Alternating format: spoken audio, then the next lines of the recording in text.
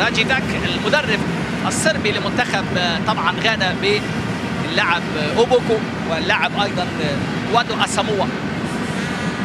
ادي امامنا نتابع محمد ناجي جدو جدو جدو جدو جدو جدو جدو جدو جدو جدو جدو عايز تهده جاب له جدو، عايز تهده جاب له جدو، عايز تهده جاب له جدو. هدف قاتل في الدقيقة 84 محمد ناجي جدو في الدقيقة 85 عشان ما حدش يزعل. ادي امامنا الفرحة المصرية، هي هجمة، هي هجمة ظبطها زيدان زي ما عملها لابو تريكة. النهارده التاريخ بيعيد نفسه لكن مع محمد اخر، هو محمد ناجي جدو نجم هذه البطولة وهداف البطولة والبتشينشي الهداف اللي قد ينتقل للملاعب الاسبانية. اندية تسأل عليه ريال سوسيداد ونادي اوساسونا، في كلام حول انتقاله، لكن هو نجم ايه؟ نجم الاتحاد سيد البلد.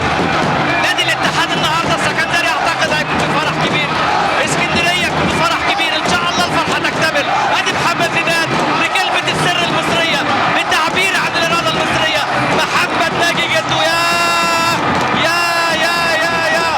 الله يطمن قلبك ويطمن قلب اهلك واهل احبابك.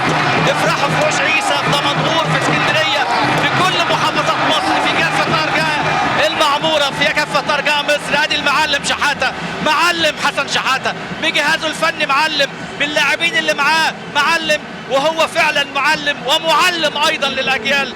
حسن شحاتة